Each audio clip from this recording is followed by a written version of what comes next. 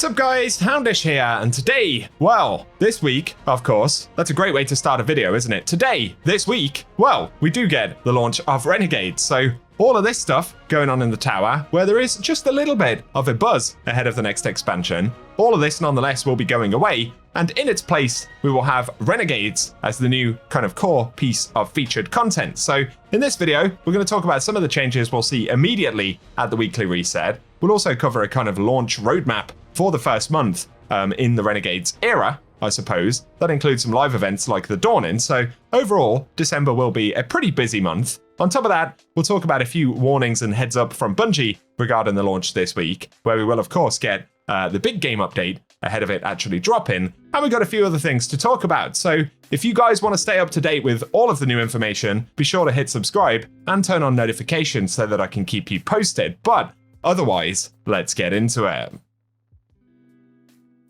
And so, as we mentioned, all of this stuff here with Devrim K's Call to Arms event will go away, and in its place, of course, we will get the Renegades expansion. There will be a game update at launch, so that's as always worth bearing in mind. And then, looking more towards the kind of seasonal side of things, I suppose.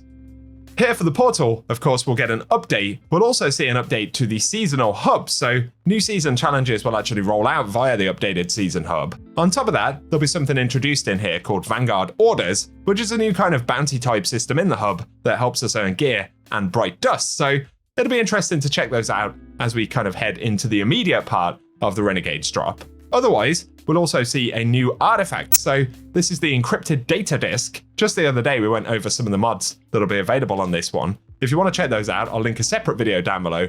Otherwise, we'll be here all day with the various different changes. Also, I just realized this robot standing in a bush.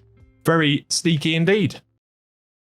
For the new season though, there will of course be a new reward pass, so we'll get the initial 100 ranks and then the extra 10 on top, and that will last up until the 3rd of March when we get the next major update for the game. From the reward pass though, initially, we'll earn the new machine gun, which we'll be able to pick up pretty much straight away and use through the Renegades campaign, I suppose, to check it out, so that's going to be pretty awesome. And then, in terms of a bit of a launch roadmap, if you have Renegades vouchers in your inventory from the Call to Arms event, keep in mind they should be dropping new Season 28 loot when we actually open them after the Renegades reset. So if you want some early Renegade stuff, I'm guessing actually it will be, like I said, Season 28, so Portal loot pool stuff on the most part, I would imagine, with us then earning blasters and Star Wars themed stuff from the Renegades content itself. But heading into the Renegades campaign, of course, there'll be a normal and legendary version of it, as far as we're aware. Normally, the legendary versions will drop an exotic armor piece on their conclusion, but one of the things we'll earn in the middle of that campaign, apparently, will actually be the Praxic Blade, which should be pretty exciting. So this will be kind of part of the main campaign, which is a little bit different to actually have the exotic mission. Apparently, it is still a full-blown exotic mission as part of the campaign with puzzles and bits and bobs like that. So that'll be very curious in itself, and I'll keep you posted on it as we get to it. And then beyond that, we'll start to earn blasters and all of those kinds of things. But as we move further through December, we get the dungeon on December 13th. So this will be a Saturday content drop for the dungeon, where there'll be a contest mode as always. Bungie have said, once that contest mode is cleared by a fire team, the normal variant will also open up for players. So that'll be interesting. There's some cool looking weapons in there. Of course, there'll be an exotic and all of those kinds of things. So I'll keep you up to date with that as we get to it. But following that weekend, almost immediately, we'll get the return of the Dawning. Bungie haven't previewed everything about the event just yet, but they have outlined some of the new gear and rewards that we'll be able to earn, so there'll be a handful of weapons as always, and this kind of wolf-themed armor available this time around, which is pretty cool looking stuff. So that takes us kind of beyond the middle of December, ultimately, keeping us reasonably busy.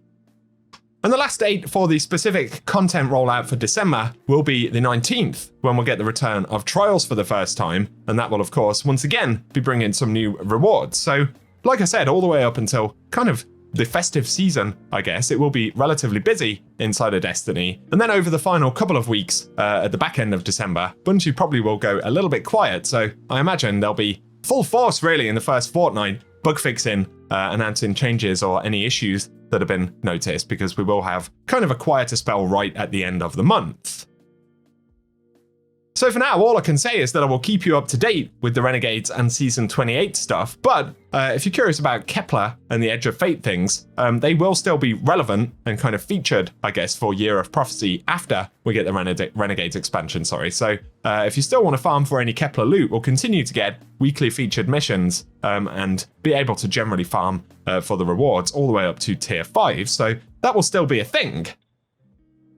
And otherwise, as we see in the kind of Legacy World tab, we'll still be able to farm any raids, dungeons, and things like that. So for raids and dungeons, both the legendary and exotic loot pools are entirely farmable now, with no featured list on a weekly basis. So whether it's King's Fall, Vault of Glass, or something on a different destination, we can still go ahead and farm those if we want to, although I do anticipate most players will probably be fairly busy with the new content in the next few days.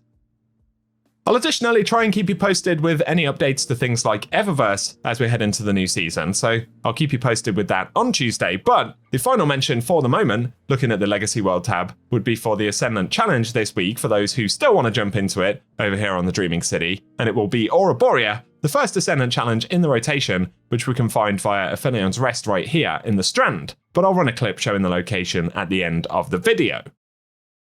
Otherwise, for now guys, that's what we have to talk about, but I will be keeping you up to date as Bungie drop news and updates heading into the launch, so keep it locked and loaded here on the channel, hit subscribe, turn on notifications and all of that good stuff. Otherwise, if you enjoyed the video, a rating very much helps us out as well, and let us know any things you are particularly looking forward to in Renegades down in the comment section. Otherwise though, thanks for watching, and I hope you guys have an awesome day.